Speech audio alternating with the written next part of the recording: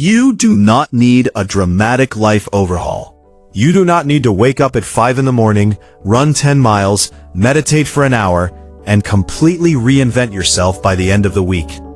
In fact, that approach, the all-or-nothing, go big or go home approach that most people take when they decide to change their lives, is almost guaranteed to fail.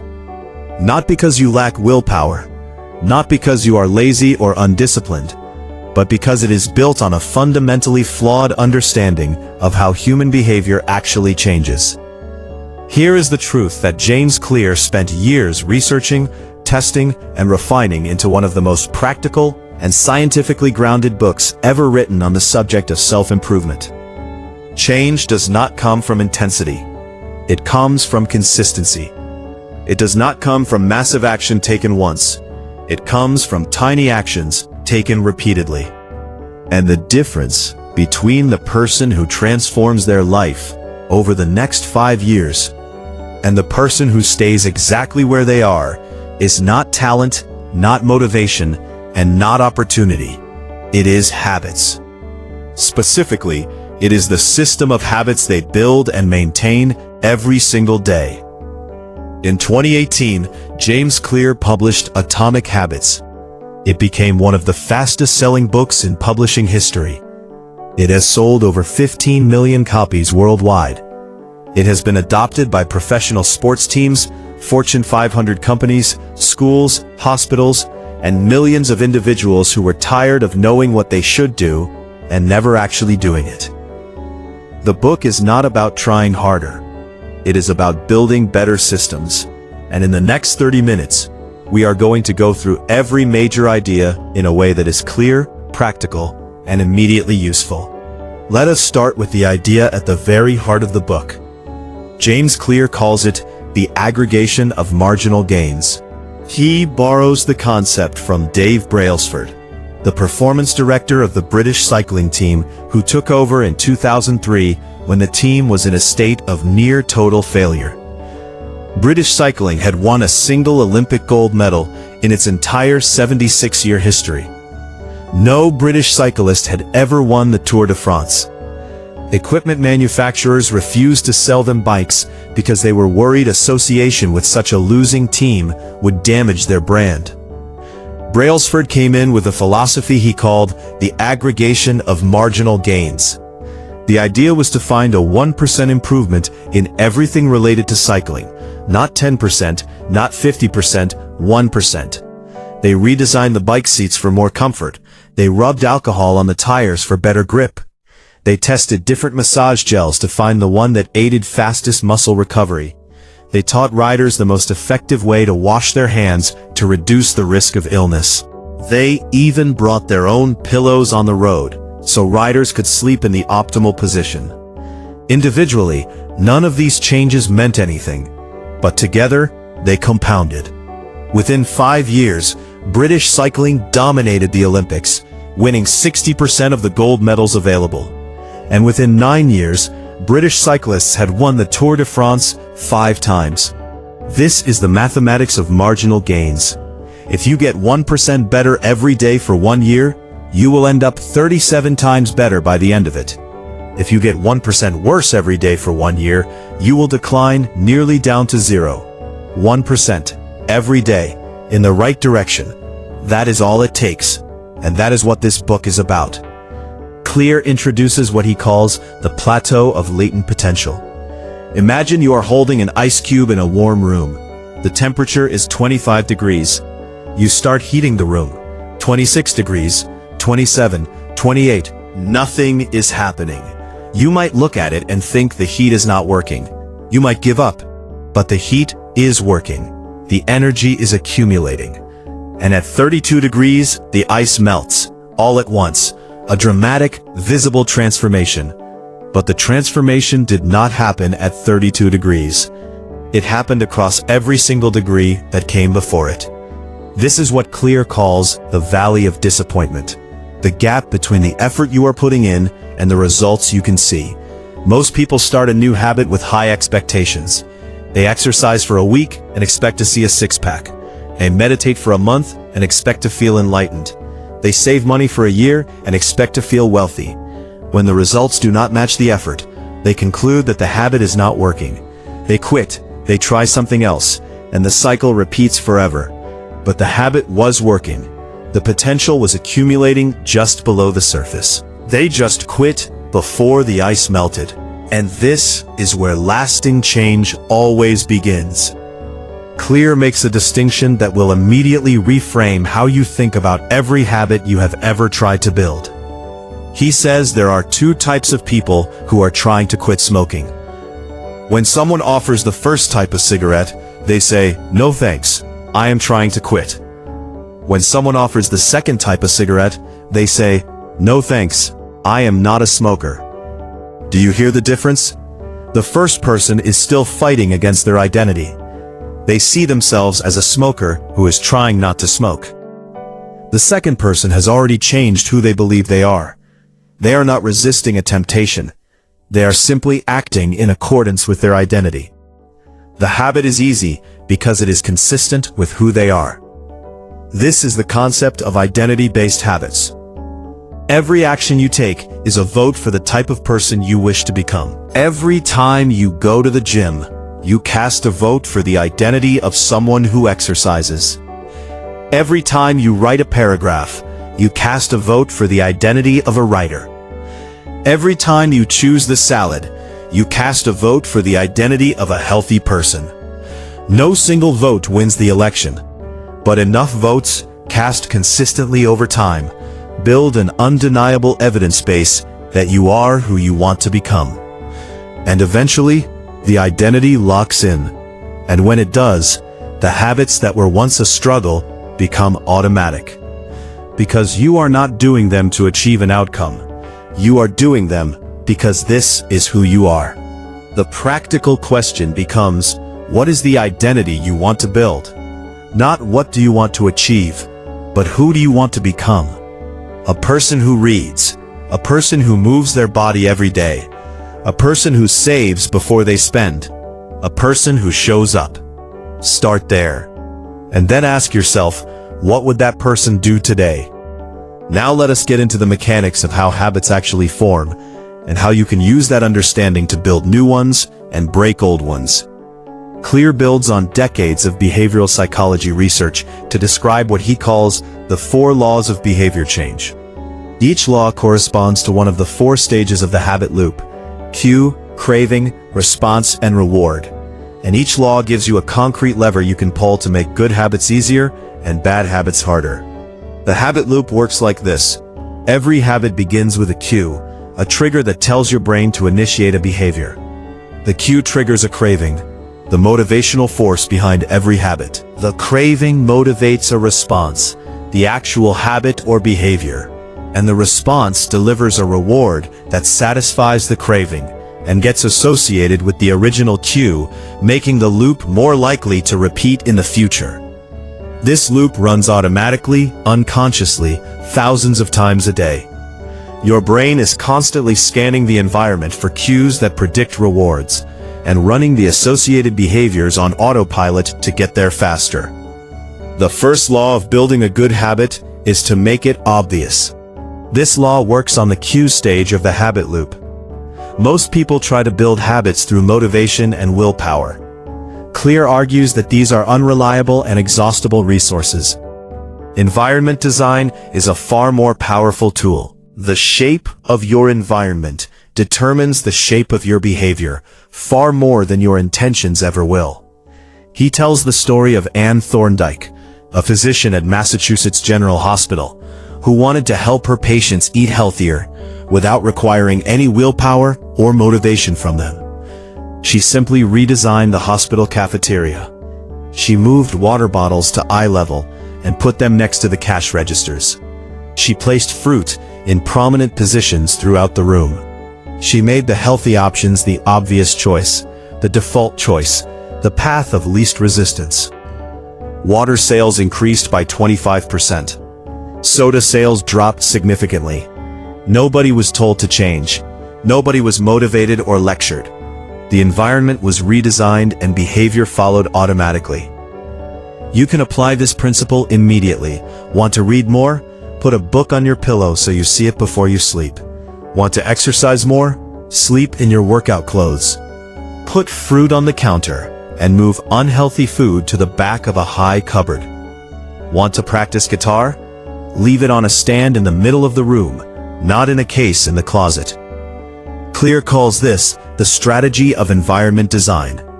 Make the cues for good habits visible, obvious, and unavoidable. He also introduces the concept of implementation intentions.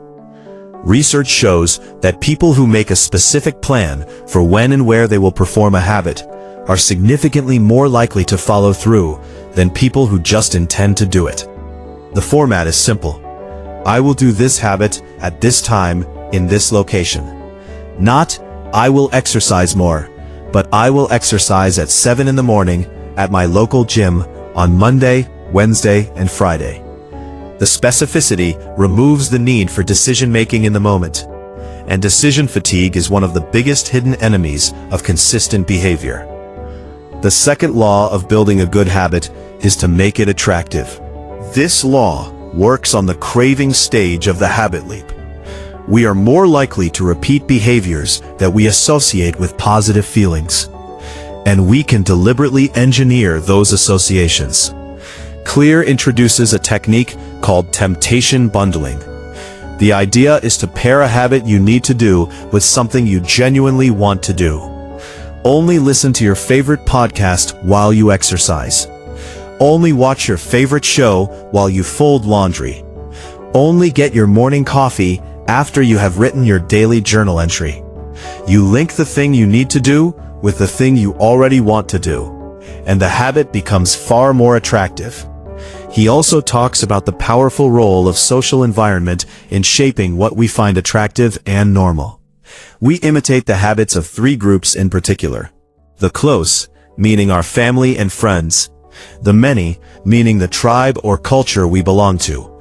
And the powerful, meaning people with status and prestige. We are wired, at a deep biological level, to adopt the behaviors that earn approval from our tribe. This means that one of the most effective things you can do to build a new habit is to join a group where your desired behavior is the normal behavior. Want to read more? Join a book club. Want to exercise consistently? Join a running group or a gym with a community. Want to build a business? Surround yourself with entrepreneurs. When the behavior you want to build is what the people around you do by default, it stops being a struggle and becomes the path of least resistance. The third law of building a good habit is to make it easy. This is where Clear introduces what he calls the most important law of behavior change, and it challenges one of the most deeply held beliefs most people have about productivity. He says the amount of time you spend on a habit is not what matters. What matters is the number of times you repeat it. Repetition is the mechanism through which habits are encoded. Every time you perform a behavior, the neural pathway associated with it becomes more defined, more automatic, more effortless. The goal is not long practice sessions. The goal is frequent repetition. He introduces the 2-minute rule. When you start a new habit, it should take less than 2 minutes to do. Want to read before bed? Your habit is to open the book. Not to read a chapter, just to open it. Want to meditate? Your habit is to sit down on the cushion and take 1 breath. Want to go to the gym? Your habit is to put on your workout clothes and walk out the door. The point is not that 2 minutes is enough. The point is that showing up is the most important part. Because every time you show up, you cast a vote for your new identity. And once you are in motion, continuing is almost always easier than starting. The scaled-down version of the behavior you actually want, designed to make starting so easy that you have no excuse not to. And over time, the 2-minute version naturally expands. The person who opened the book reads a chapter. The person who sat on the cushion meditates for 20 minutes. The person who walked out the door runs 3 miles. Standardize before you optimize. Get the habit established first. Worry about making it bigger later. He also talks about the importance of reducing friction. Every behavior has a certain amount of friction associated with it, the effort required to initiate it. Reducing friction for good habits and increasing friction for bad ones is one of the most powerful environmental design tools available. Want to stop watching so much television? Unplug the television after each use and put the remote in a drawer in another room. The extra 30 seconds of effort is often enough friction to break the automatic loop. Want to stop spending time on your phone? Delete the apps that waste your time and put your phone in a different room while you work. Want to stop eating junk food? Do not buy it. The most effective way to eliminate a bad habit is to make it nearly impossible to perform. The fourth law of building a good habit is to make it satisfying. This law works on the reward stage of the habit loop.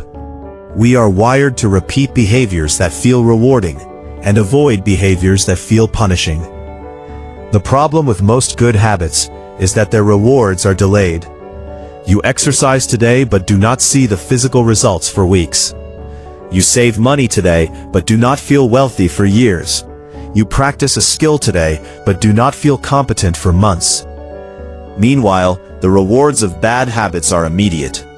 Junk food tastes good right now. Social media is stimulating right now. Procrastination feels relieving right now. This is what Clear calls the cardinal rule of behavior change. What is immediately rewarded is repeated. What is immediately punished is avoided. The solution is to add immediate rewards to good habits and immediate costs to bad ones. Clear suggests using a habit tracker as one of the most powerful tools for this. A habit tracker creates a visual record of your consistency, a chain of completed days that becomes its own reward. The satisfaction of marking off a completed habit, of seeing the chain grow longer, provides an immediate positive signal that reinforces the behavior. Jerry Seinfeld famously used this technique. He would mark a large red X on a calendar every day he wrote new jokes. His only rule was, do not break the chain. The chain itself became the motivation. The visual evidence of consistency became the reward. Clear adds one crucial rule to the habit tracking approach. Never miss twice. Missing once is an accident. Missing twice is the start of a new habit. When you miss a day, the most important thing you can do is get back on track immediately. The first mistake never ruins you. It is the spiral of repeated mistakes that does the damage. What separates high performers from everyone else is not that they never fail. It is that they fail and recover faster. They treat a missed day not as evidence that they are a failure, but as a single data point in a long chain of evidence that they are the person they are becoming. Now let us talk about the flip side. Breaking bad habits. Clear frames this beautifully by simply inverting the four laws. To break a bad habit, make it invisible, make it unattractive, make it difficult, and make it unsatisfying. Remove the cues that trigger it from your environment. Reframe your perception of it to highlight its negative consequences rather than its short-term appeal. Add friction to make it harder to perform. And create immediate costs that make the bad habit feel punishing rather than rewarding. He tells the story of a man named Victor Hugo who had a deadline for a book and kept procrastinating. His solution was radical. He had all of his clothes locked away, so he had nothing to wear if he went outside. Stripped of the option to socialize or go out, he had nothing to do but write. He finished the book in 6 months. This is an extreme example of making a bad habit difficult, but the principle scales down beautifully. The best way to stop a bad habit is not to rely on willpower. It is to redesign your environment so the bad habit becomes inconvenient, and the good habit becomes the path of least resistance. Clear also introduces the concept of a commitment device. A commitment device is a choice you make in the present that controls your behavior in the future. When you feel motivated, you make a decision that locks in good behavior, even when motivation fades. You sign up for the race, so you have to train for it. You pay for the cooking class in advance, so you have to show up. You set up an automatic transfer to your savings account, so the money is moved before you can spend it. Commitment devices work because they remove the need for decision-making in the moment of temptation. The decision has already been made. Your future self is protected from your weaker impulses by the choices your stronger, more motivated self made in advance. Now let us talk about something that does not get enough attention in most habit discussions: the role of talent and environment in determining which habits will be easiest for you to build. Clear is refreshingly honest about this. Not all habits are equally suited to all people. Genetics and natural inclinations are real. The key is not to ignore them, but to work with them. He introduces the concept of finding the right game to play. If you are tall, you will find basketball easier to excel at than if you are short. If you are naturally social and energetic, habits built around communication and connection will come more naturally than habits built around solitude and deep focus. This is not an excuse to avoid difficulty. It is a reason to be strategic about where you direct your effort. Clear recommends using what he calls the explore-exploit strategy. Early in any domain, explore widely. Try many different habits, approaches, and activities. See what feels natural, what gives you energy, what you find yourself returning to even without being forced. Then, once you have found the areas where your natural inclinations align with your goals, exploit those areas with focused, consistent effort. Work hard in the direction of your natural grain. You will always outperform people of equal effort who are working against theirs. He also addresses a question that every person who has ever tried to build a good habit has asked. How do I stay motivated when the novelty wears off? Because it always does. The excitement of a new habit fades. The gym is exciting in January and feels like a chore by March. The new diet feels energizing for a week and feels restrictive by the second month. Clear calls this the problem of the plateau. And he says, the most successful people he has studied have found a way to fall in love not with the results of their habits, but with the process itself. He describes what he calls the Goldilocks rule. Humans experience peak motivation when working on tasks that are right at the edge of their current abilities. Not too easy, not too hard, just right. Just at the boundary of what you can currently do. When a habit becomes too easy, it becomes boring. When it becomes too hard, it becomes overwhelming. The key is to keep finding ways to make your habits slightly more challenging as your abilities grow. Add a little more weight, write a few more words, save a slightly higher percentage. Progress is the antidote to boredom.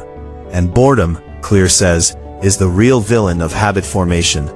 Not failure, not difficulty, boredom. The moment a habit stops being interesting is the moment most people quit. The professional, Clear argues, shows up even when they are bored. The amateur shows up when they feel like it. And the gap between those two approaches, compounded over years, is the difference between mastery and mediocrity. He ends the book with a reflection on the difference between a good player and a great one. He says the greatest threat to success is not failure, it is previous success. When a habit is working well, it is tempting to lock it in and never revisit it. But the world changes, your goals change. What worked at one level of performance may not work at the next. The most effective people he has studied are constantly in a process of reflection and review, regularly asking themselves whether their current habits are still serving their current goals. He recommends an annual review and a mid-year review, a regular practice of asking 3 questions. What went well this year? What did not go well? What am I working on? And a second practice he calls an integrity report, asking yourself, am I living in alignment with my values? Are my habits consistent with the identity I want to build? Am I becoming the person I want to be? These reviews are not about judgment.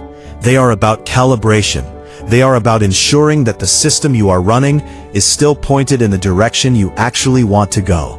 Now let us bring everything together, because Atomic Habits is not a book about habits. Not really. It is a book about systems. It is an argument that the quality of your life is not determined by the quality of your goals. It is determined by the quality of your systems. Goals are important for setting direction, but systems are what actually produce results. And the system is made of habits. Small ones, repeated daily, compounding invisibly, until one day the ice melts. Here is what you take away from this book. You do not rise to the level of your goals. You fall to the level of your systems. You fall to the level of your systems. If you want better results, forget about trying harder. Build a better system.